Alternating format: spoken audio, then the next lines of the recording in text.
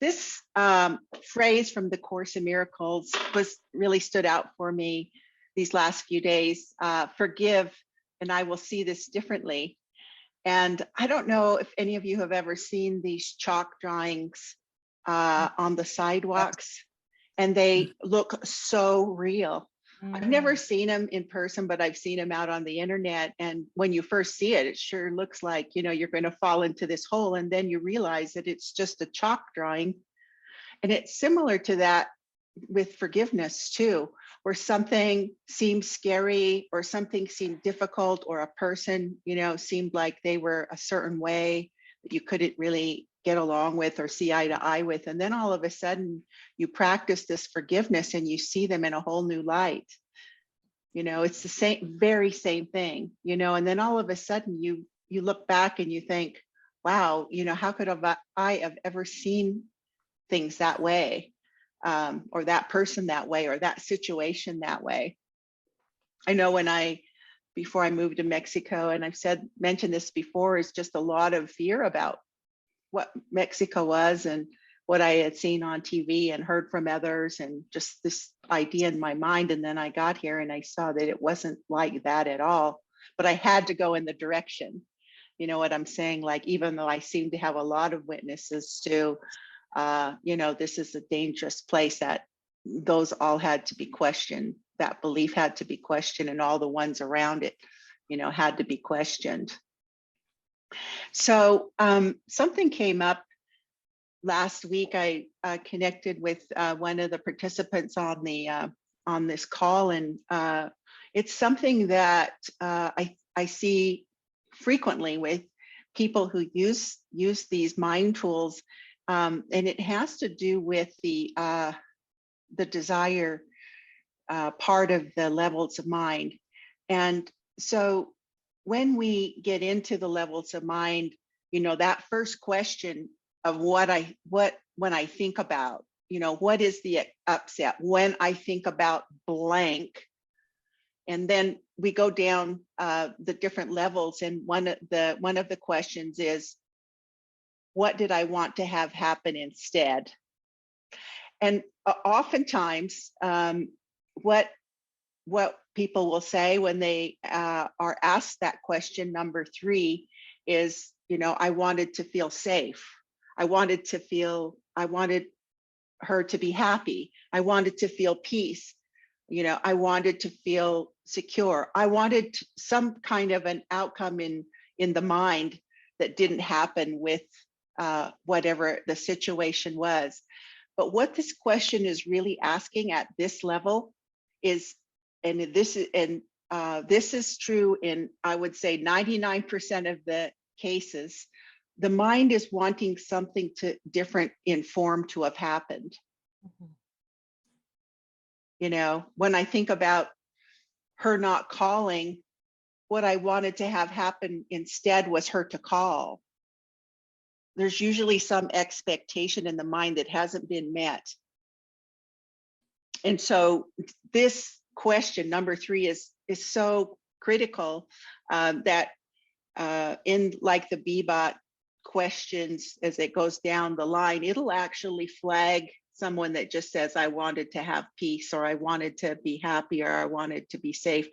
It should basically come back and say, well, you know, can you be more specific about what you really wanted?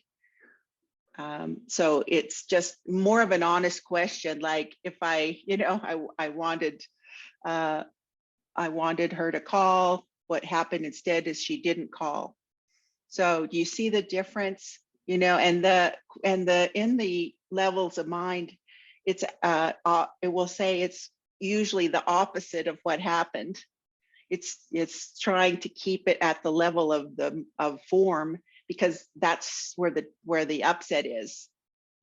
And so it's just something to keep in mind, and we're using these sessions to practice on this, but I'm just bringing it up and to highlight it to everybody, because if we say what I wanted to have happen was peace of mind, we're actually not being honest with ourselves. Because if it were true that we really wanted peace of mind more than what happened, we would have it. So it must be that we wanted something else to happen instead. Does that make sense to everybody? Like, that we need to just really be honest with ourselves, and in that honesty, then we can take it down and then make a decision on whether or not we want to keep it or let it go.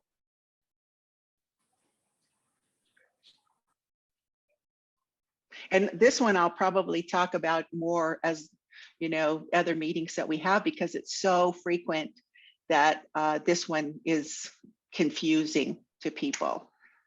So what I wanted to talk about this week is excavating core beliefs.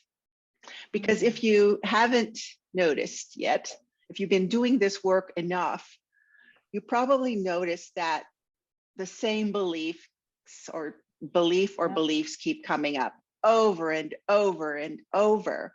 Different situations happen, and then you come down to the same belief. So I want to spend time on this today, because there can be a temptation, and what the ego would say is, this is not working for me because I keep having the same belief come up over and over and over again. What is that? And I would say that every time that you're going in this direction of questioning that belief, you're chipping off some of the block of that belief. And oftentimes, as you continue to chip and chip and chip with each situation, sometimes a big chunk drops off. And then all of a sudden it's like, wow, that belief is not as strong as it used to be. But I want to spend some time today on excavating a core belief and what that might look like in using the mind tools. And to start, I'm going to use an example that I have been working with this whole month, really. And this is a headline in the news that I saw a few weeks ago. And it was, and the headline, it relates to this restaurant employee in Florida noticing that there was this family that would frequently come into the restaurant, and that there was like this 10-year-old boy who kind of set off to the side, and he kind of had these ratty clothes, and his hair was messed up all the time. He looked dirty, and he wouldn't eat while the rest of the family was eating. And so this restaurant employee basically got his attention, the little boy's attention, and held up this sign and said, do you need help? And then the little boy nodded or made some gesture, and then the sign went back okay, and the employee called the police in Orlando, Florida, and they basically charged the father with a child abuse. But I noticed like you too, Lisa, like I had this emotion around this story, like I could feel it, like, oh, what is that? And I have been working on this just for the last few weeks, because I felt the emotion when I heard the story, and then I really wanted to explore what it is that what is it that it activates in me. Why do I have this intense emotion around it? And so this is what I'm going to be working through today. And so when we talk about this levels of mind process, it doesn't matter the intensity of the upset. It can be a huge, massive thing, or a small thing, a sliver on the finger, even. It doesn't matter the size. So whatever this is that I had experienced with, seeing this news story, I feel that there's a core belief under it for me that I've been working through, and it's a real deep one. So I've appreciated seeing the news article, because now I'm getting closer and closer in touch with what that core belief is.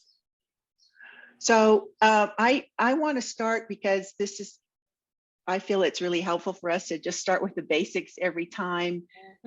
If you have anything, scan your mind. If it's not right up to top of mind, if there's anything that you notice any upset about that you're just, aware of today, and we'll start there with everybody.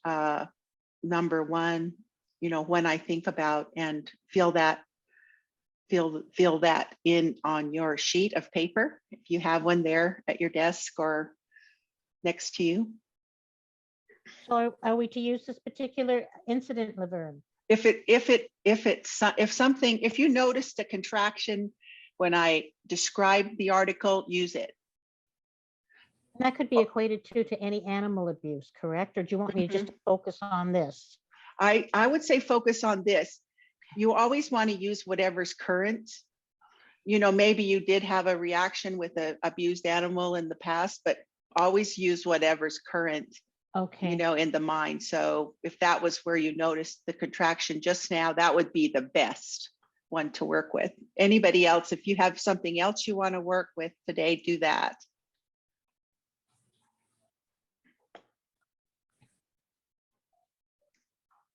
Okay, so I'm sorry. Oh, so we're using this example, which is fine with me. Now, what do you want me to do? Just write it down when you think about the news article or however you want to write it.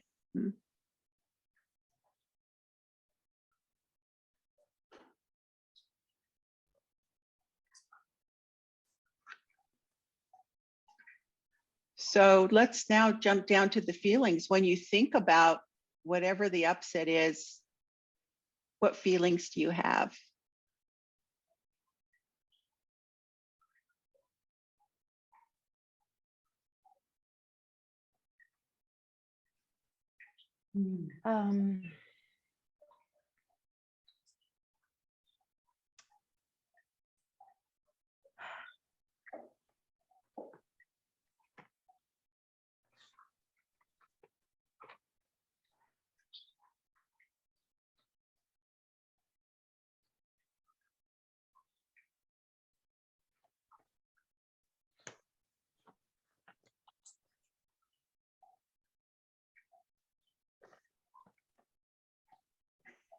And then let's move down to, we're going to jump to the desire. As I mentioned before, we're going to the desire first because oftentimes we can make the decision that pops us out of the upset at this level. So put in number 3, what I wanted to have happen instead was blank.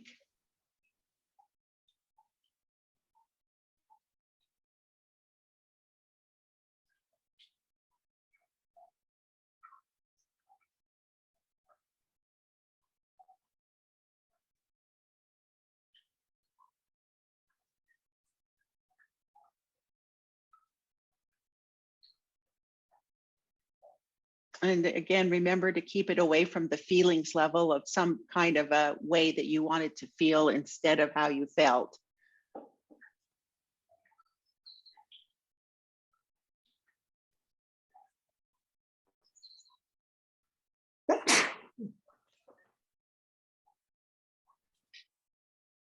And then number 4 is, do I want to hold on to this desire, which was what you just wrote down?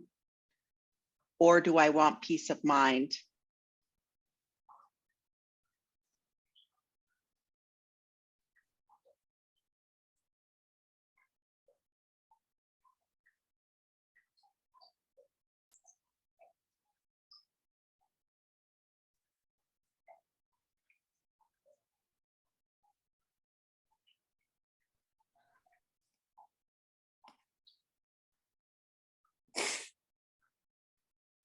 So at this point, just asking yourself, am I starting to feel better by just what you've done so far? If not, then continue on with the exercise. If you are noticing just a lightening or a lifting, then that's a good sign that you're going in the direction of it being forgiven.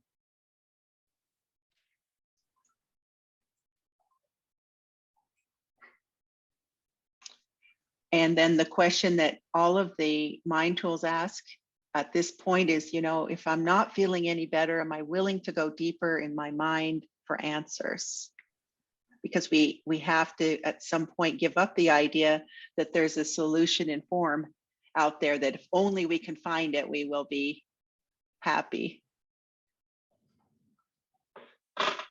or at peace, I should say.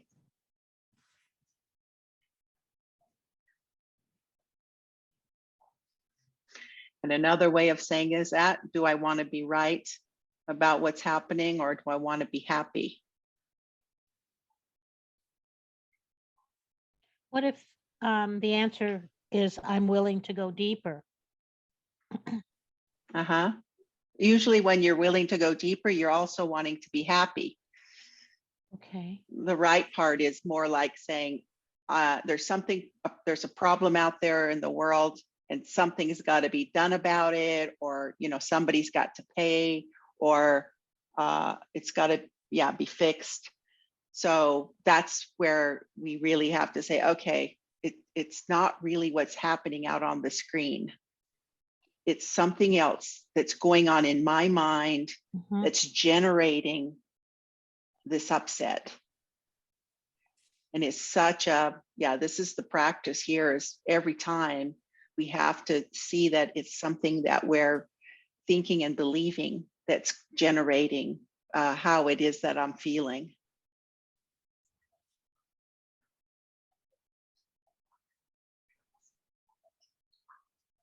So just that little willingness, if you say, okay, I don't like how I feel, I'm willing to go deeper in my mind for the answers. So our next part of the exercise is we're going to the thought level, and what you fill out on your paper is 5, who's to blame, and or what you fear is going to happen in the future as a result of what you see occurring on the screen.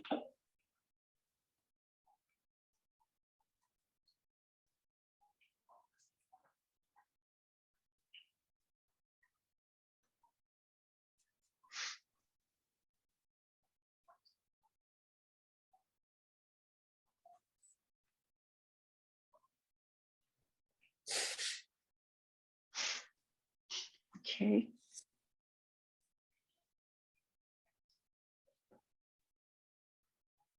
Now let's go to the belief level. That's everything's leading to this, always leads to this. And all of this proves what the upset is, the feelings, who's to blame, what you fear. All of this proves something about yourself, about the other person who seems responsible, or about the world in general. All of this proves something in your mind.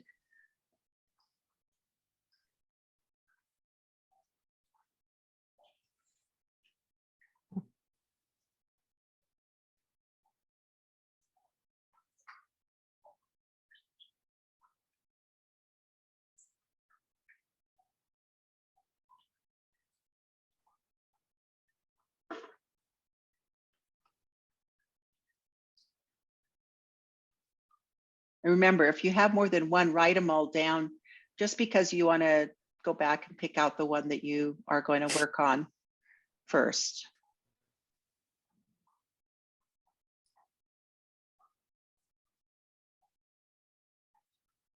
And then the question is, am I open to the possibility of seeing that this upset is this belief is what's generating the upset?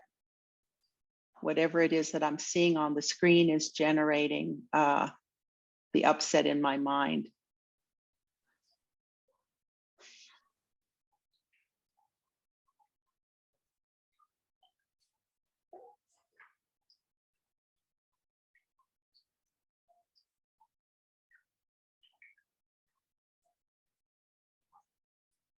So, and said another way, what I just said is that projection makes perception, whatever I am believing I'm going to see out in the world.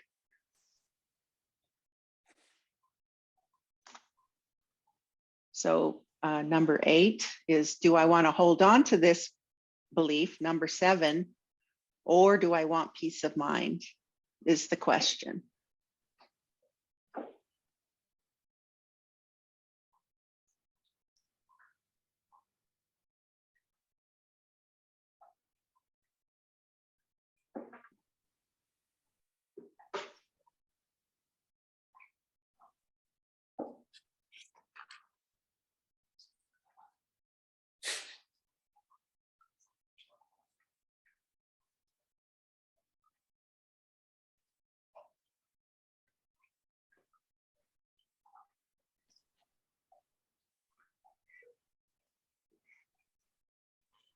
So what I want to do today, and I just kind of purposefully went through that pretty quickly. I hope I didn't like go too fast for anybody, but what I would like to do is just open it up to see if anybody's really not feeling, that there was a release, or that there was a shift, or a movement toward a shift in perception in the mind that we could use to go through it together with the group. So whatever it is that you are working on, Becca, do you have something that you would like to share? Yeah, can we go back to, I can't see everybody. Okay, let me do that. I actually have to stop sharing my screen, but you should be able to get a view of everybody with the gallery view up top of your pictures. Yeah. All righty, I'm going there. Wait a minute.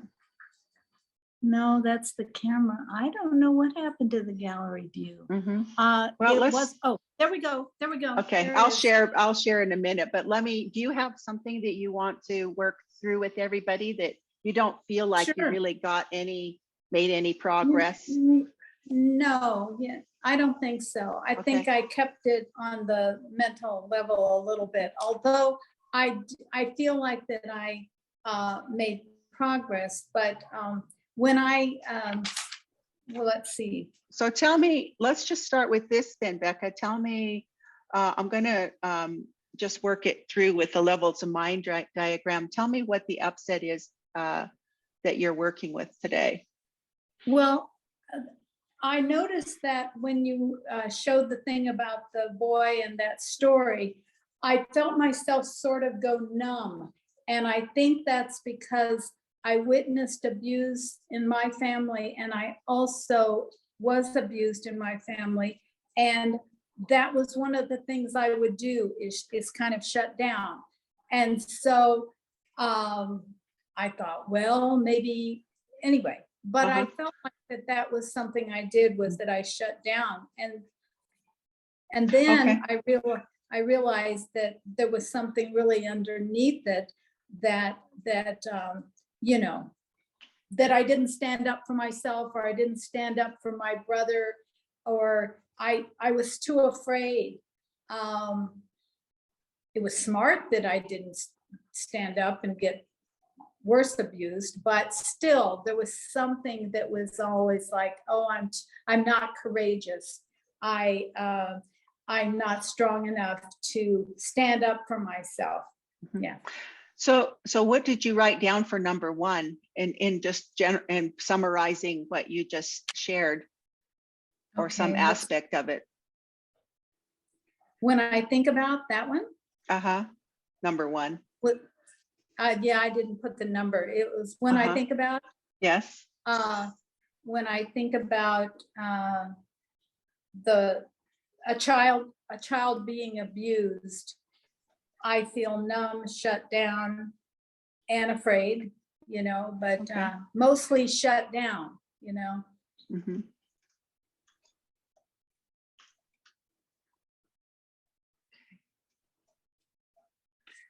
And can you hear me? Yep, I can hear you. And so who do you feel is to blame?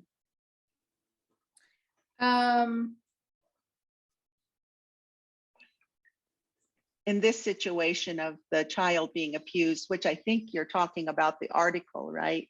Talking about the article and hearing about a child, the parents. Yeah, the parents, yes. Interesting with this one, it was the mom and dad were both there at the restaurant with the child. But I think the father was the one that ended up getting charged.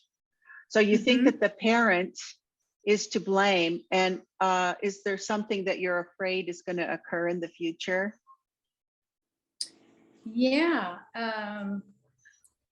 is that,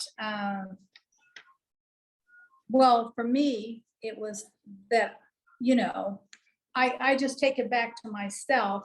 I would blame, that I would be abused, that I'll be abused. Even to this day. Yeah, it's like, okay, if you don't, I could be abused.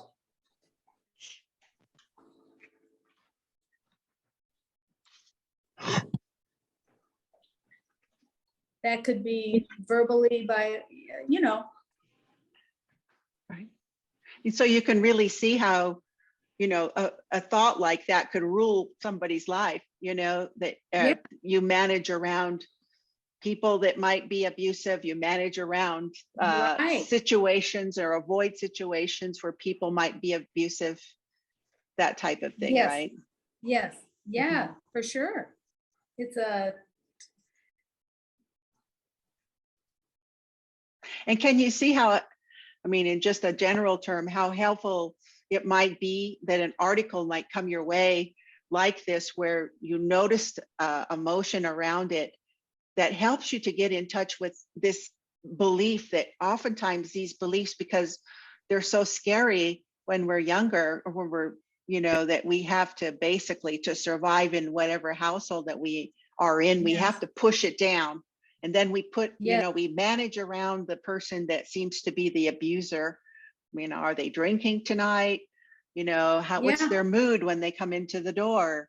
So then we Exactly. basically we're operating like that in our, as a child, we grow older, we are with a spouse, and maybe this you know gets repeated in the situation in the marriage, and then you know you just see how it can go on, and you know, in Native American communities we talk about this intergenerational trauma. You know, how is it that the, you know, that it just continues on and on through the different generations? Well, yeah, the only way that that really gets stopped, so to speak, is through really this forgiveness process that we're going through. Like, okay, let's pull this back.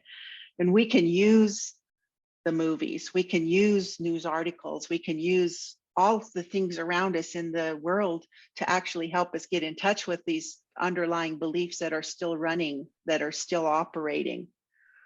It's like a virus on a computer, you know, it's running in the background and you don't always know it's there, but then often you'll see, you know, like something will go wrong with the computer, and then it's like, wow, I have something wrong with my computer, must be a virus. You know, that's how it is with these beliefs. So speaking about beliefs, what did you get in touch with, Becca, in terms of, you know, the thought when you think about this child being abused, you feel numb, shut down, and afraid. You think that the parent's to blame, and you're afraid that the abuse is going to continue in the future. What do these thoughts and these feelings prove to you? Prove that you're right, that blank. Well, I wrote down a few, that there are abusive and mean people. And I'm too afraid to stand up for myself. That was another one. And yeah, I think that, yeah, it's almost like I take it back to myself that I'm not courageous enough, because I've often regretted that I didn't stand up for myself, for my siblings. Mm-hmm. You know, and so there's some guilt, definitely some guilt.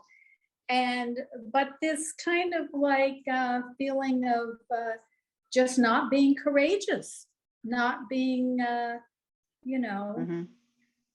So when you think about that little boy in the restaurant, do you think he's not being courageous? No. What do you think it is in his? I think he's a victim. Yeah, I think he's a victim. You know, I also, it comes down that the world is not a safe place, that, you know, that there's mean, abusive people and there's victims of those mean and abusive people. Mm-hmm. So you mentioned there are abusive and mean people in the world, and I'm too afraid to stand up for myself. Of those two, which one of those two, there's two beliefs there, which one of those two beliefs feels stronger to you, that has more of a energy to it, like you notice? That I'm not able to stand up, that I don't stand up for myself. Mm-hmm. Mm-hmm. Yeah. So in the situation with the child being abused, that you noticed that you have the reaction to, what did you want or expect to happen instead? And thinking of it in terms of taking it away from feelings, but something happening different in form? What did you want or expect to happen instead of the child being abused?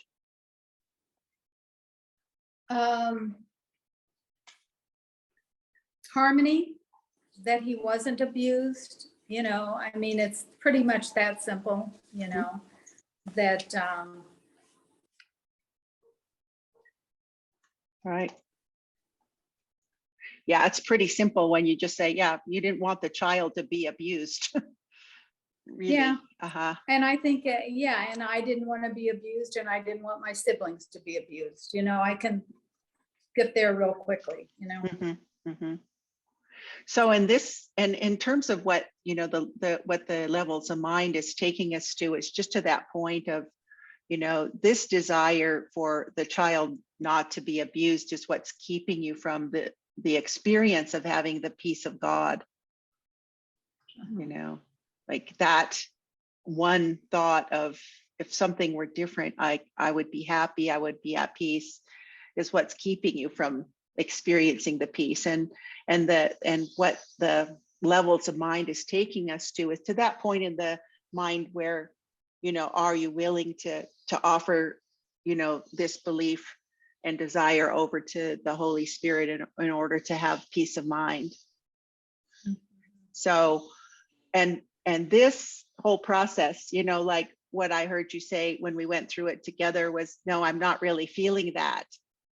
And I'm not really feeling that experience of, you know, peace in going through the process that we just went through, which is actually good to see, because this particular example that we're working through with it, we saw the article, you noticed, you know, the emotions that it's bringing up for you, what the belief underneath is, I'm too afraid to stand up for myself. And then, so this desire is, I just wish I wasn't in this abusive household. I wish the child in Florida wasn't being abused. You see what I'm saying? Right. Like this all Yeah. is really working together. But what I want to do, and what is in the BBOT and Instrument for Peace is another level of questioning that is based on the work of Byron Katie. Are you all familiar with the work of Byron Katie? So Yeah. I feel like this whole levels of mind process that David, you know, received from Jesus, and the Byron Katie process work so well together. I just think they go hand in hand. I oftentimes use Byron Katie if I'm not feeling the shift in perception by taking it through this process. And I can say that, you know, with certain core beliefs.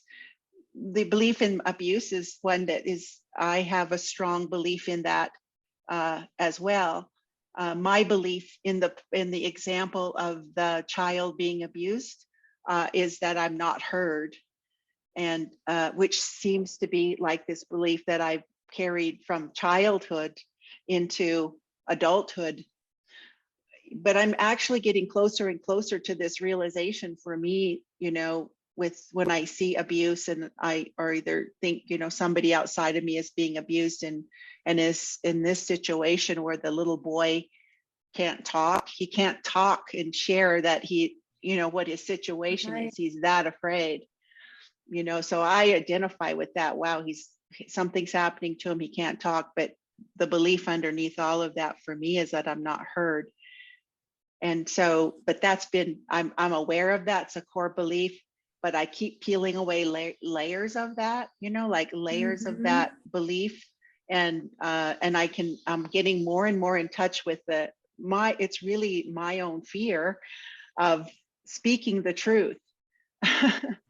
You know, like I won't speak the truth because I have the belief I'm not going to be heard, or that there actually is a repercussion, you know, for that, you know, that I'm going to be struck down, you know, like if it's not a parent, it's some abusive somebody in the world, but it's all, I'm making it all up.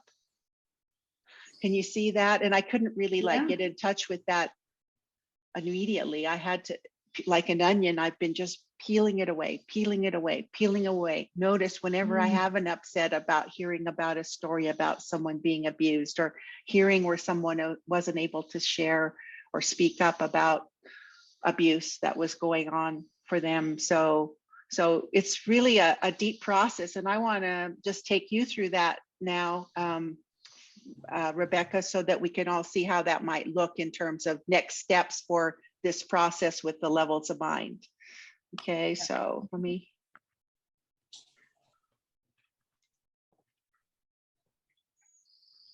All right. So this is the next part of the instrument for peace, or the next part of the process I'm going to take this through with you. So the belief that we're working on is I'm too afraid to stand up for myself. So in this situation, Rebecca, how did you want the parent to change? What do you want the parent to do? So in just listening and following what I'm going to ask you is, you wanted the parent to blank. What did you want the parent to do in this situation? To be kind and loving. To be kind and loving. Mm-hmm. To the child. And patient and tolerant. Those are very important things.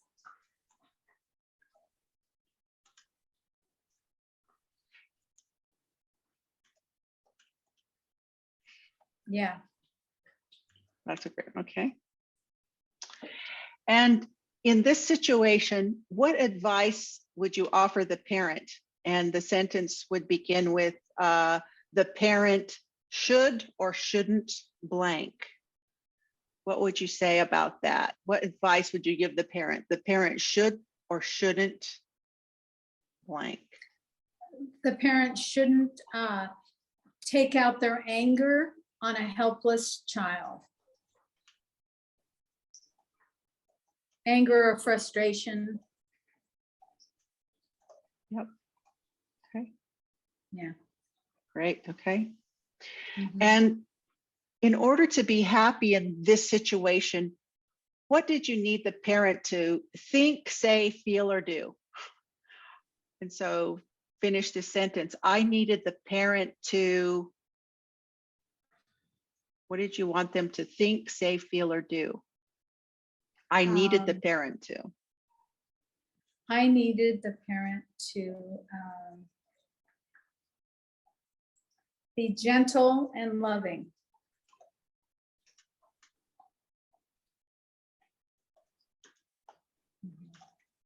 Okay, good. All right. And what do you think of the parent in this situation?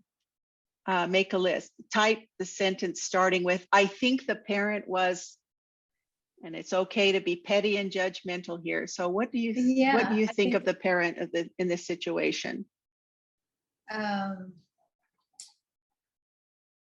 Mean,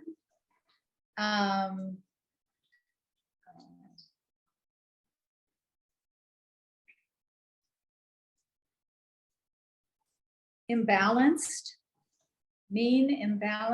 and dangerous. Dangerous. Dangerous is that's a big one. That's a big one. Mm-hmm. Unpredictable. Mm-hmm. Yeah. Okay. And what is it about the parent and this situation that you don't ever want to experience again? Type the sentence starting with, I never want to experience blank. Being afraid.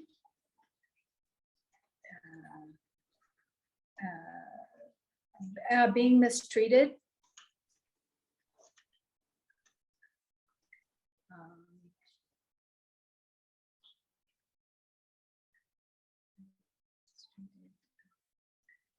I guess being abused, yeah. Well, okay. Abused and mistreated are the same thing. Yeah. Being abused. Okay, good. So let's just start with the first turnaround. that you gave a response to, the belief that I'm too afraid to stand up for myself. Mhm. Is that true for you? Well, not 100%. Okay. That's all you have to say, not 100%. Okay, and the emotions that arise when you believe that thought, you had shared them earlier, was that you felt numb, shut down, and afraid. Yeah. Remember yeah, that? Mhm. Yeah. And how would you feel? What would the feelings? What and feelings? also Go ahead. And repressed, like Yeah. like I guess that's the same as shut down. It's But good to put them all down. If there are other words that come to mind, that's good. Add them. You can just add them in the process. So just take a moment to feel into, if you didn't have the belief, I'm too afraid to stand up for myself. If you didn't have that belief, how would you feel right now? Without that belief, I'm too afraid to stand up for myself. How would you feel without that belief? better. Can you give me I- some feeling words? Oh, yeah, it's interesting. I can feel the contraction in my stomach, and I can feel it loosening. It's like less afraid, freer. Free.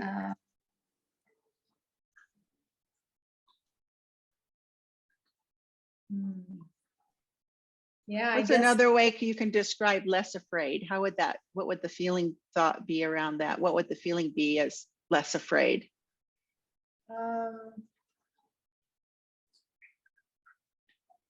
expressive, like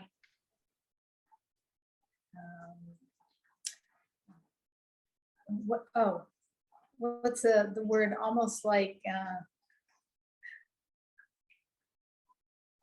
space to be a child, a space, kind of the freer, expressive. I almost, it's a little bit like loved. Yeah. Loved and safe.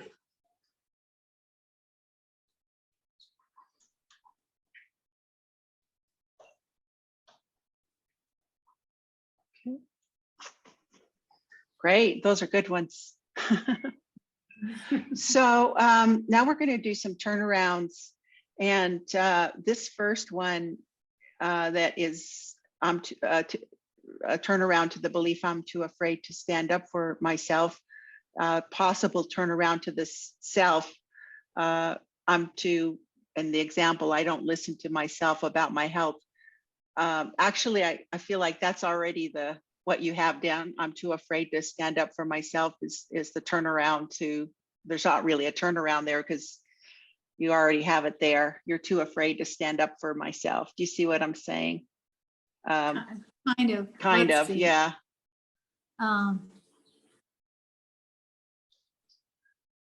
But let's jump down to, because there's several of these turnarounds we're going to work through that will make, I feel like they will make more sense for you.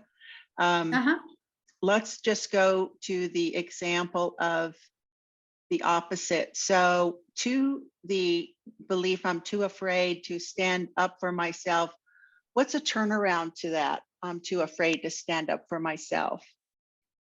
That's opposite. Yeah, I'm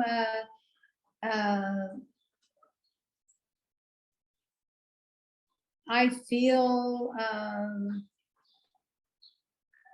that I can stand up for myself. Yep. That's, yep. And just in order to, can you give 3 specific examples of how this is true for you, where you've stood up for yourself? And if you can think of just recent things that maybe you've done that are that show that you stand up for yourself, where you spoke up, where you said what you needed to say? Can you think of some examples? Yeah, let's see. That I don't want to go to Wednesday market tomorrow. I told somebody that I, don't really feel to go to Wednesday market tomorrow.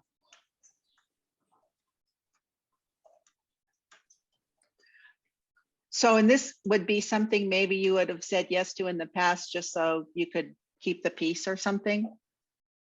Yeah, or Yeah. no, I said that I would go yesterday and then I felt into it and I don't want to, I don't feel to go. Uh-huh. Yeah, that was one thing. Let's see. I stood up for myself. Why?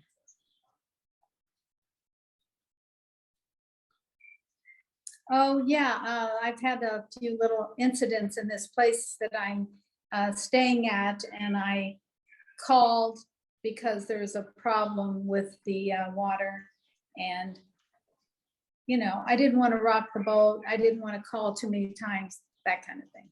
Okay. But you did anyway. Yeah, I did Intelligent. anyway. Mm-hmm. And can you think of a third one?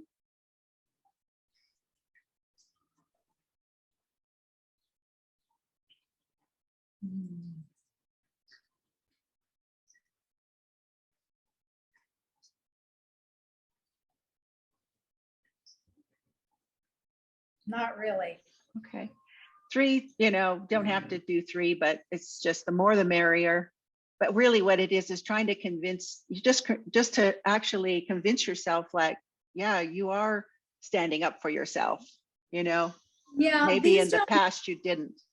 Yeah, these don't have like a strong satisfaction about it, but I think what's underneath it all is that it's a little bit like walking on. I still am sort of afraid, but I go ahead and do it. Mm-hmm. Mm-hmm. Yeah. Yep. I don't want to be annoying, but I have to go ahead. But it's really, there's something under there that's pretty deep. It's almost like I'm not deserving enough or entitled enough to just, hey, it has to do with not wanting to complain. It has to do with that. Yeah, so. And this is so great for everybody to hear, because as you chip away with this question, this belief that you're too afraid to stand up for yourself, then you're able to get more in touch with the beliefs underneath it that are more like, I don't deserve it, I'm not worthy enough, but we don't want to go down there too fast. No. The reality is, let's stick with the one that is actually top of the mind, the one you came up with, and that's great. But even just noticing you're now getting in touch with the ones underneath is really you're going in the right direction, because the truth of the matter is, if we think that we're here on this world, we have deep thoughts of unworthiness. And David will always say that until you look at the full extent of your own self-hatred, you will not be able to let it go. And that's what this is all leading to. Yeah, really. And I can feel that. I can feel, going back to being a child, there was like a self-hatred for not standing up for myself. I can feel that, And can you see that we can go out our entire lives without those unconscious beliefs even being questioned? Like, if we don't even have a way to question it, how do they ever come up? Right. A person on their deathbed still regretting, not speaking up in their family and helping their brother when he was getting abused or whatever. Like, it's still playing out in the mind, because there was never really a way of questioning it or bringing it to the light or sharing it, like a practical forgiveness way of doing that. And now look at, we have these tools, and then as you go through this process, we get to heal with you together. Like this is the mind healing itself of this belief that I'm too afraid to stand up for myself in this world. So let's go to the next one, because there's a bunch of turnarounds and we just keep working these turnarounds until we really start noticing there's a shift going on. So this next one is the turnaround to the wants. The sentence that you said, I wanted the parent to be kind, loving, patient, and tolerant with the child. Is it true? Yeah. Mm-hmm. And can you absolutely know it's true? Oh, that I wanted it, or that they should have been? That they should. No, I don't know that they should have. Yeah, really, we don't, do we? No. Yeah, because we don't know. Well, we don't know other people's lessons, what the child's lesson is. But yeah, that just even that little whatever, not 100% sure is enough. Yeah. So let's do a turnaround to this one, to the self. You wanted the parent to be kind, loving, patient, and tolerant with the child. Can you turn that around to yourself and put it in a sentence? Oh, yes. I want to be kind, loving, patient, and tolerant with myself. Yes, perfect. Okay.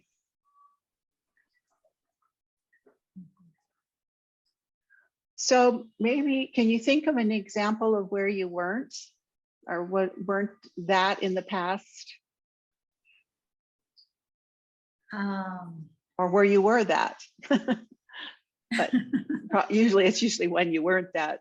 You wanted to be more kind, loving, and patient, and tolerant.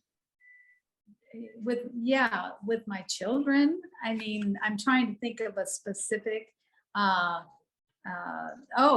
and like, I can be that way with a friend, I was just thinking about Rita. She's a good example for me, is that I wasn't, or I was judgmental, let's see, or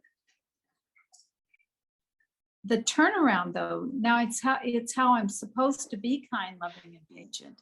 Well, for this particular turnaround, it would be, can you think of a recent situation where you wished you had been more kind and loving and patient with yourself?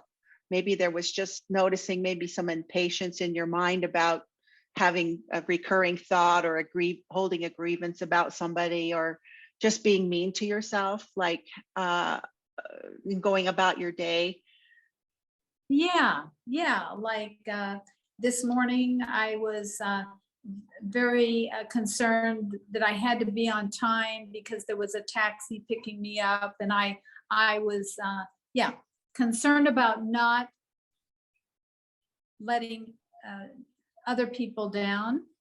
Yeah, not letting friends down in the taxi. Let's see. You feel like there were judgments about just yourself when you were thinking about not letting your friends down? Yeah, it was with the taxi. I had to be very, I wasn't relaxed about it, is what I'm saying. I was being judgmental to myself, about that. Okay. And also,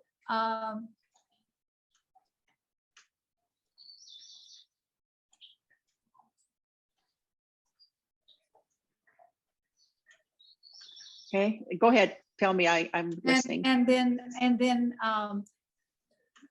I was concerned about, even though I stood up for myself, I was concerned about hurting somebody's feelings about not going to Wednesday market tomorrow. Okay. So. Mm-hmm.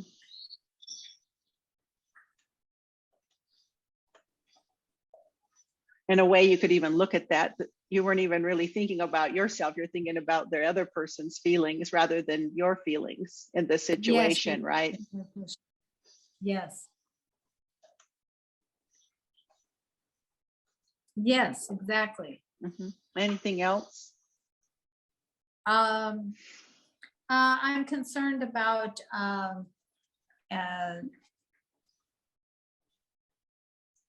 choosing the right insurance policy. I'm, that's on my mind a lot. Am I staying on course here? Okay. Yeah. And I guess with the choosing of the right insurance policy, are you just saying you're not really patient with yourself, or do you feel like there's more of a push to doing certain things? Yeah, there's like, I'm afraid I'm going to do it wrong. Yeah, it's kind of like that I'm going to make a mistake. I'm very concerned. I'm weighing all the different things, and it's like too much.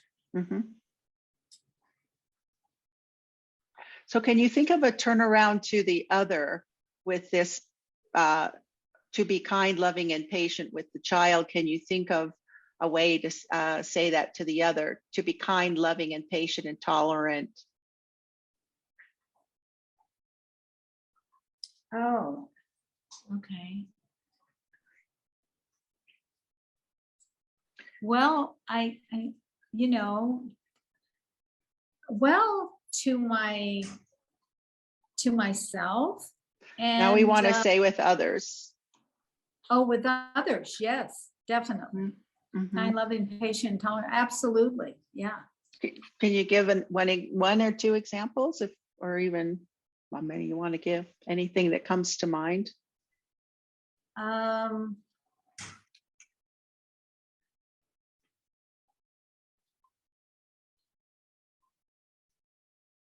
Yeah. Let's see. Rita, I would like to be kind, loving, and patient and tolerant with Rita.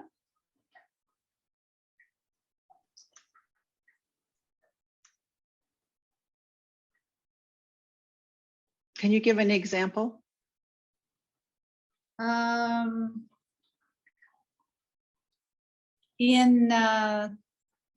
Yeah, kind, loving, and patient with it.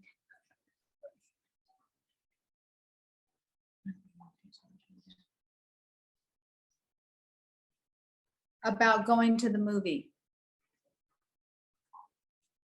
And you don't feel like you were kind, loving, and patient with her?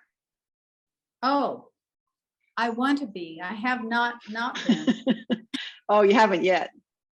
No. It's like, are we going to go to the movie or not? And she's going to decide. So I want to be kind, loving, and patient as she decides, because I want to make other plans, but I want to be kind, loving, and patient.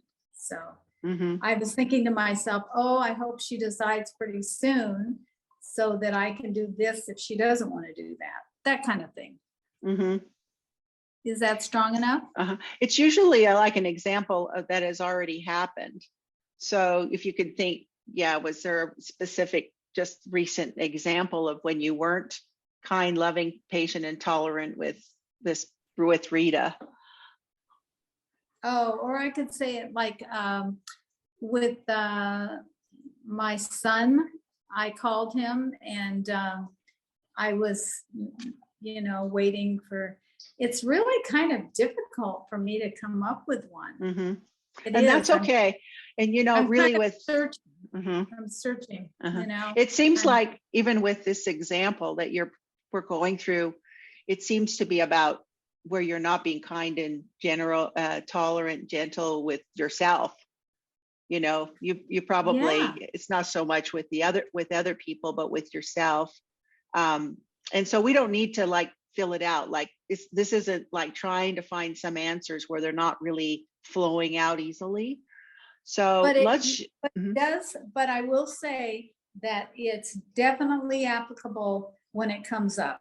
Like, say, for instance, with my child, one of my kids not calling me back, and it's like, oh, why aren't they calling me back? And I'm not being patient and tolerant. So I can definitely get in touch with that. Yes, Yeah. yes. And do you Yeah. see how, like, even just working through this, that you notice that the mind's opening up more to a different way of seeing it? I mean, that's Yes. the whole purpose of going through this process like this, is opening up the mind to seeing, where it is that we think we're seeing a problem outside of us. We start to take it back to our own mind and see, where am I not being kind and patient with myself? We see the parent not being that way to the child, but then we Yes. get to more open up to this idea that maybe, it's me that's being the parent, that kind of parent to myself, to the abused child Yes. of me. Yeah, actually being abusive to myself, Mm-hmm. being abusive to myself by not being tolerant and patient and gentle Mhm. with myself. That's pretty abusive. Mm-hmm. Yeah. Yep. And so let's just look at one more possible turnaround to the statement: want to be kind, loving, patient, and tolerant with the child. What would be an opposite of that? I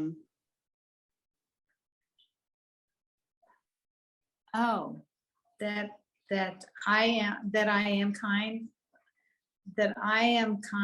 I want to be kind, loving, patient, and tolerant Mhm. with myself and others.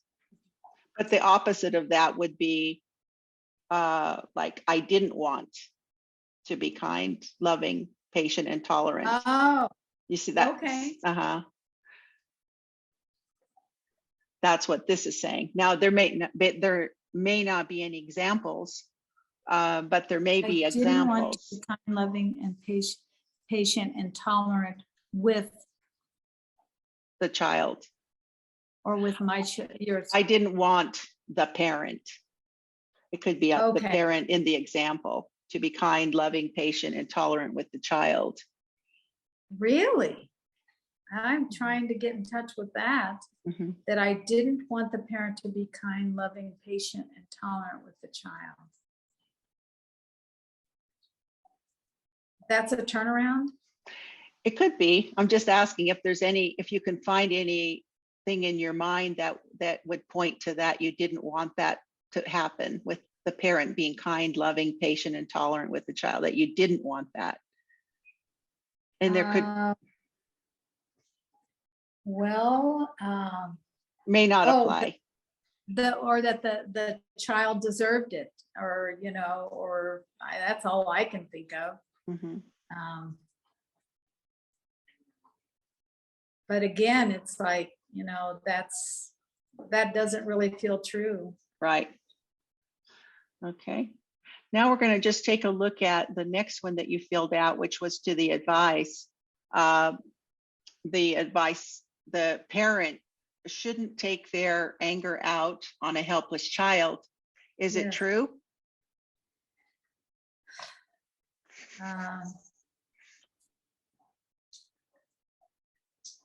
I can't be 100% sure about that.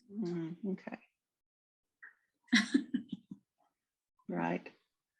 Now let's just take that around, turn around to the self.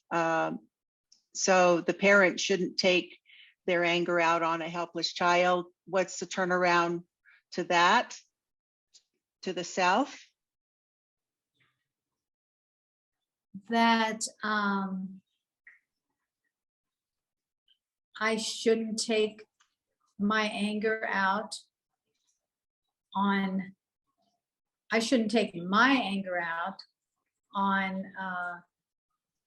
my others. Well, no, this one would be on the self. So I shouldn't take my anger I out shouldn't on. take out my anger out on myself. Yeah, right. So just can you think of some example or an example of when you took your anger out on yourself recently? And it could be related to some of these more recent ones that you just shared, some where you were really judgmental or critical about yourself. Well, Okay, after talking to Joel, who's my son, after talking to Joel, I felt guilty. Why did you feel guilty about talking to him? Oh, because I was giving him advice. I was giving him advice, and I really felt like I wasn't being that helpful. I was trying to be helpful. Okay. Yeah. Mm-hmm. Oh, and then also after talking to my daughter, I felt guilty about telling her she shouldn't drink. I mean, these are things that, yeah, I can't, it's not really anger, but it's more of a guilt thing. Well, that is anger. So it is, isn't it? Yeah, it is. It's really like a self-attack. You know, like, wow, I shouldn't have said that. Wow, I shouldn't have told him to do that, yeah. you know? Oh, for sure. So sure. These are so powerful when we're able to get in touch with where it is that, you know, we are not, that we're taking the anger out on ourselves. It's not like the parent taking the anger out on a child out there in Florida. It's more about where we're doing that to ourselves. Oh, yeah, this is very helpful. Now I feel like I'm connecting more in with this because, yeah, I do that all the time. Mm-hmm.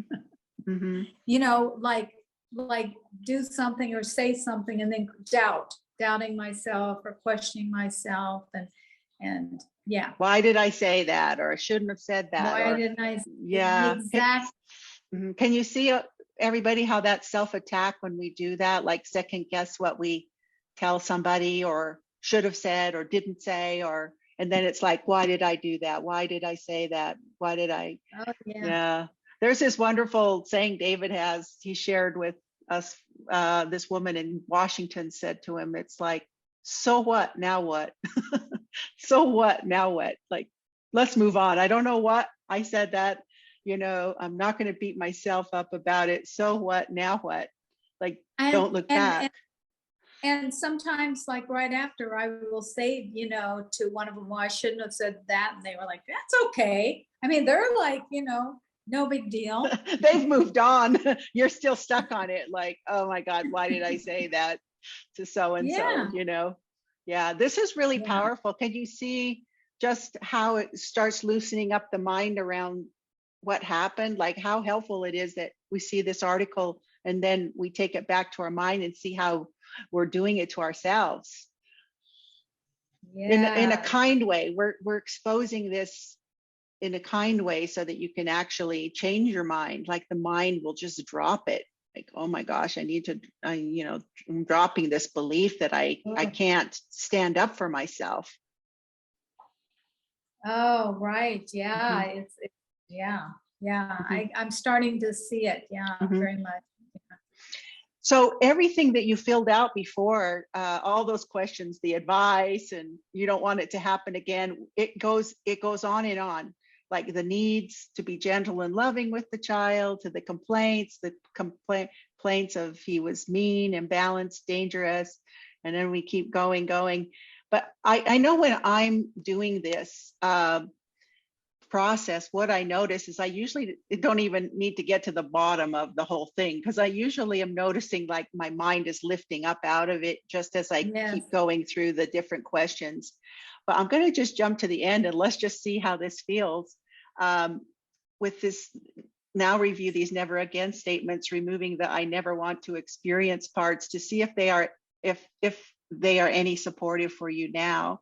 So the upset was the child being abused. Let's just go ahead and read this one. I am willing to see a child being abused. Do you have any feeling about that? Does that feel negative to you, positive to you? I feel more neutral.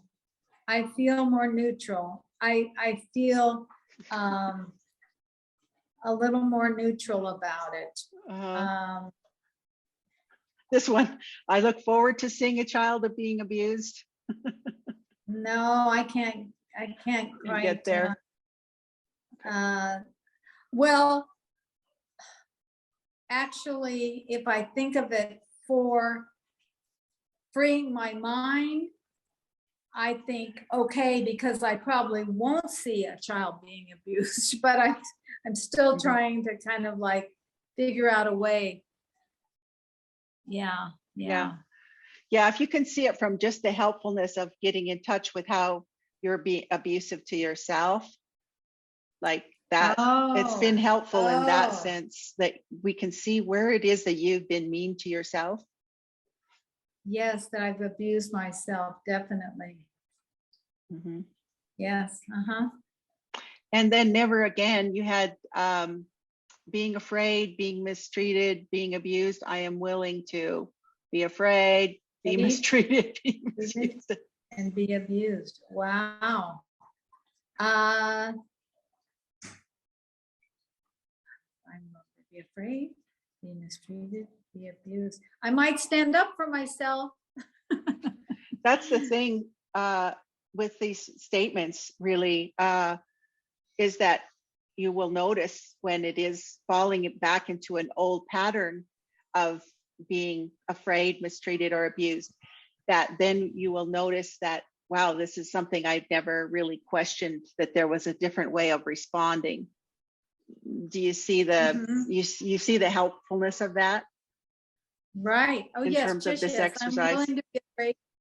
Yeah, right. It's going what the value is, how I'm going to experience it in my mind. Mm-hmm. You know, and keep going. Did you have anything else to say about it? Because this is like a pretty deep process that we all went through today. Can you just see there's so many like different components of it, but it really is all like taking it back to the mind, taking it back to the mind. Can I see this differently? Would I accuse myself of this? Whatever this is outside of me that I seem to be seeing as a father with a child, I'm taking it back to my mind, and I'm seeing how it is that this parent in my mind treats this child in my mind like that. Yeah, it's very. Yeah, and I just know for myself, because this whole idea of a victim in the world is such a story for me. Like, I believe that I grew up as a victim on the reservation. I see so much seemingly abuse, and seeing so much victimization, and blaming the federal government for what was happening, that I actually physically had to leave the reservation in order to heal my beliefs about that, because they were so convincing in my mind that that's really what happened to me. And I had a story. I had a brother that sexually abused me. That was something that I had to work through as part of my story too. That I seem to have an air shut story about abuse, that I was being abused, that I was being the victim in these stories. So it's taken me some work, to get to the point of, not having that belief so deeply ingrained in my mind. But I also have to watch when I still notice that I still have these beliefs, like when I see that article about the boy in the restaurant, like that, there's something there. I want to take a look at what that is.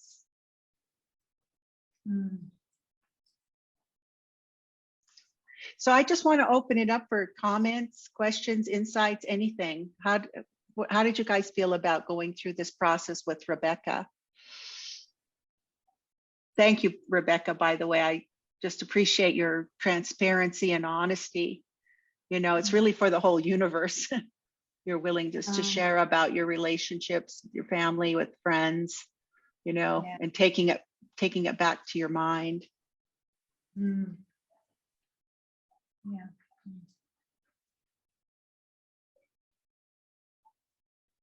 Yeah, it was I could see when I would go numb a little bit, kind of like I did as a child. I could just see that. It's like, okay, wait a minute, this is safe here. I can be transparent. And Right. yeah, but it's very, yeah, it's like, it's sort of the whole thing of no timeline was sort of present for me, So, when you mentioned early on in the process that you felt yourself going numb, like it really takes everything to go in the direction of the upset, because the tendency has been, how do we deal with difficult situations like that, in the world when we don't have the mind tools? We distract away, we go numb, we repress. So so just even having that awareness, oh my God, I feel like I'm getting really tired. That's when it's, oh wow, I'm really getting tired. I just want to go to sleep. Okay, stay awake, stay awake, stay awake. What's happening here that I'm trying to avoid through numbing out, through distracting, through trying to, going to go to sleep, staying with it.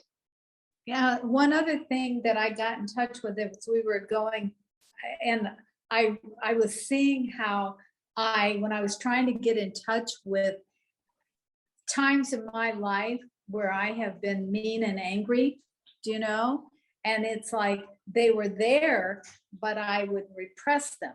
I would just totally repress them because that was like, I couldn't deal with it, because it was such a judgment about, my parents or in any situation, that being mean and angry, how that is absolutely taboo rather than just an emotion, rather than just one of the, I guess what I'm getting at is that has been a no-no for me, getting angry in my life. Mm-hmm. So instead I would implode and be angry with myself. So, mm-hmm. Mm-hmm. So. And can you open up to the idea of how helpful it can be to be able to express your emotions, and even anger being one of those emotions that's okay to express? It's difficult for me. Yeah, I am open to that, mm-hmm. without there being like a line of consequences. It's like, mm-hmm. I am concerned about consequences, losing friends, mm-hmm. blah blah blah. Well, and this is where we really there has to be this trust in the spirit, that your willingness to allow your emotions authentically isn't going to result in, like how it might have looked in your household with chairs being thrown around, or right. someone getting hit, or violence, like that, right. Because that is a fear in the mind, like, oh my gosh, I cannot express my emotions because I know what that looked like in my family, and it was not a good situation. Somebody might get hurt. Yes. And just saying, wow, I there's repression of the emotions is not helpful. Okay, I can trust that however this anger emotion comes up is going to come up in a way that's helpful, not destructive. Yeah, exactly. Mm-hmm. That I can really, that's, I guess, what mighty companions, if you're with people that, you trust, and maybe there'll be an understanding of it, maybe there won't, but just trusting that mm-hmm. Your practice of letting your yays be yays and your nays be nays is going to help you from because when we get mad at ourselves when we compromise and we people please. Yeah. When we do that because we want to keep the peace with our family or with other people, then we're inside, we get angry with ourselves. That's where, and then we're repressing that, we're feeling that. Mm-hmm. So it's mm-hmm. like when we're being authentic, we're saying what we feel, what we need, saying yes to when we want to go out, no when we don't want to go out, then that is not going to result in this repressed anger. and frustration with ourselves, because that's where we really have the contraction, when we are compromising in our life and doing things so to avoid the angry person, to avoid that reflection back of, oh, they don't like us anymore, oh, they're mad at us now, oh, they're not going to talk to us anymore. And knowing that as we take our steps along this authentic spiritual journey, these are our doubt thoughts. You might get more of them. Just telling you, because they're your doubt thoughts. They're actually reflecting back where we still don't believe that we're worthy enough to say what we feel and do what we are hearing to do. Yeah.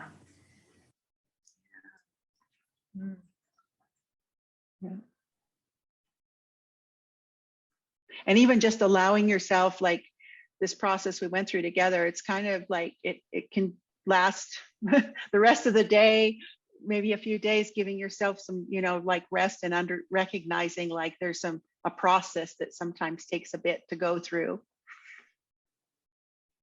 And that more stuff may come up underneath. And Mary?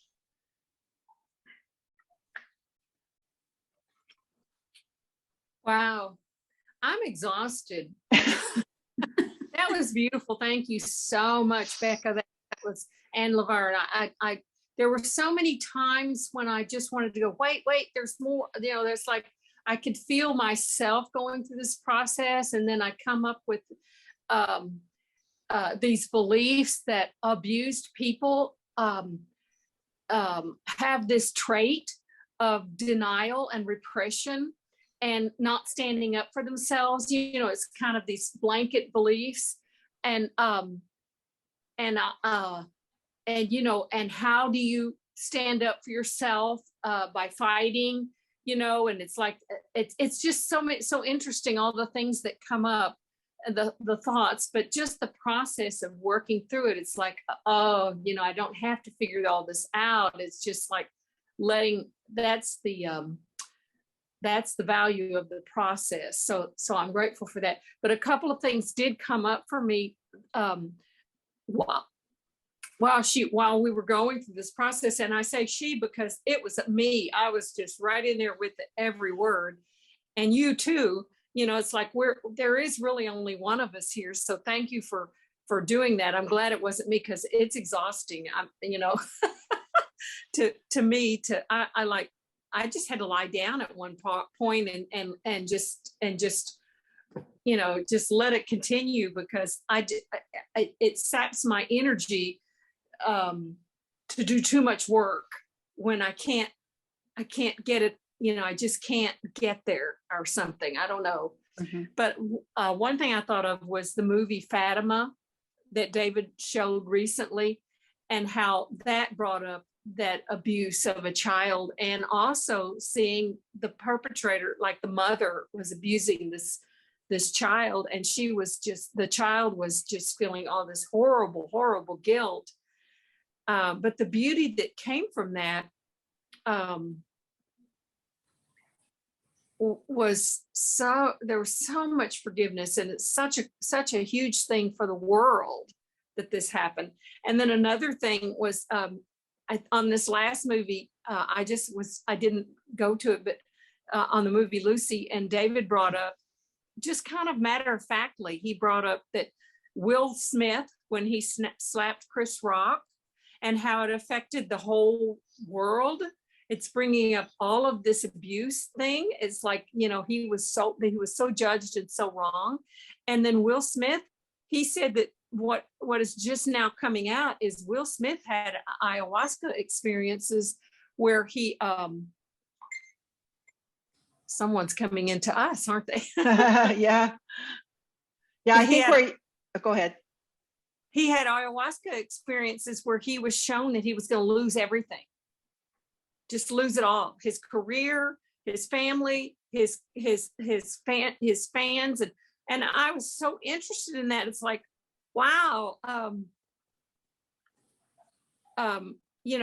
it's like this happening that happened on this world stage was part of the script. it was like part of his script, and he saw it in the ayahuasca experience. Wow, I don't know. It's just showing. It's kind of, because this keeps coming up. This has come up lately on Tribe. There was someone who had an experience with seeing their child emotionally abused, and I just immediately stood up and said, forgiveness does not say to tolerate.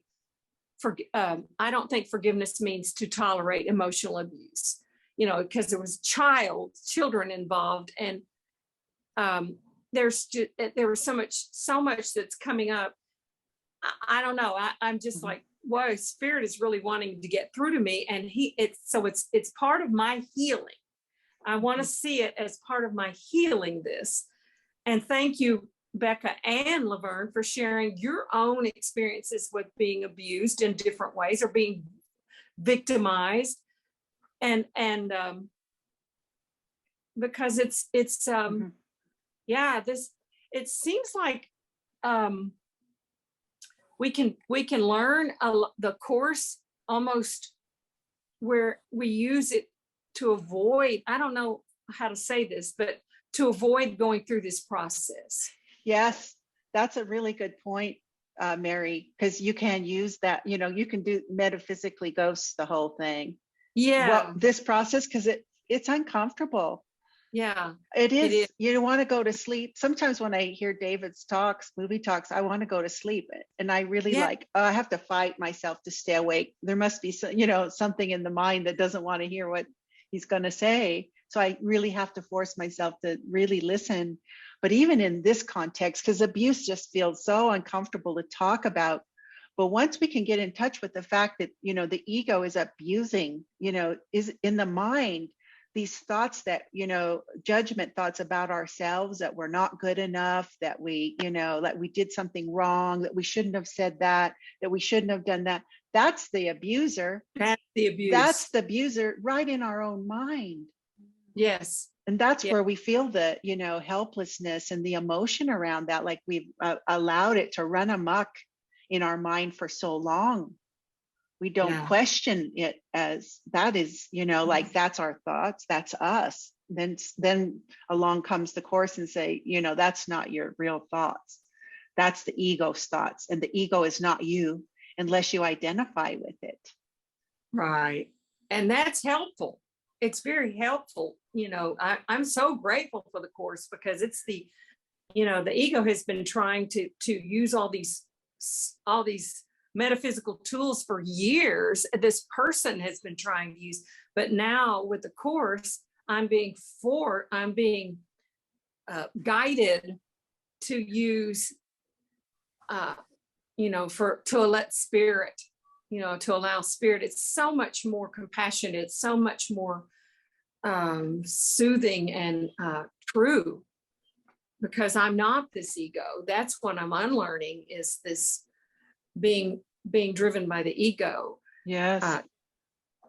This is helpful. Well, I have on my Facebook banner this little line from the course is, God wills you waken gently and with joy. Yeah. It can be a gentle process. And this is the how of it being gentle.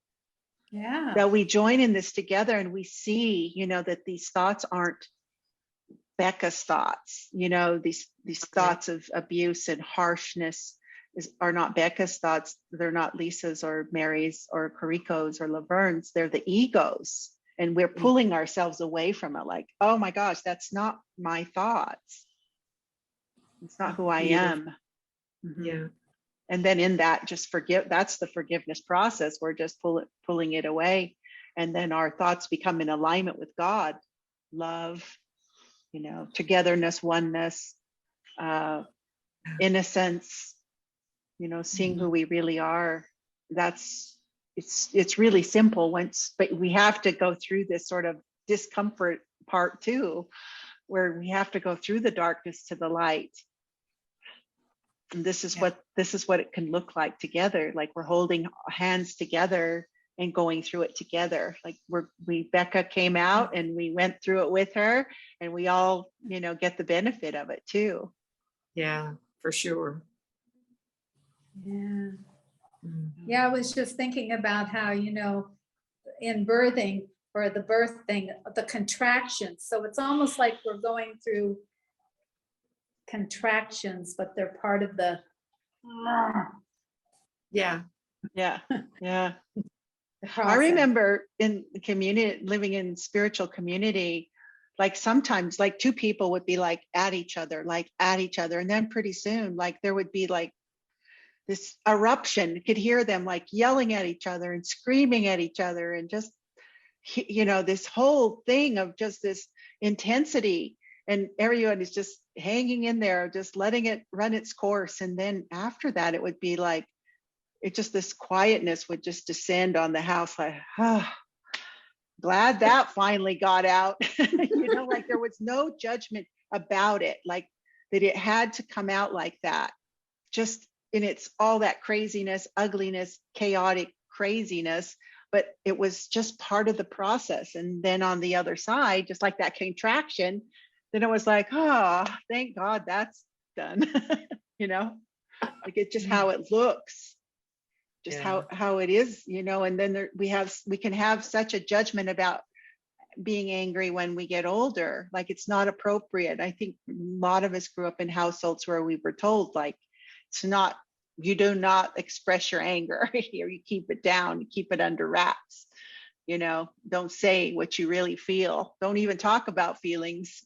So then that's what we're trying to undo in this joining together in these calls and, in expression sessions, tribe, with mighty companions. That's what we're practicing, is a transparency.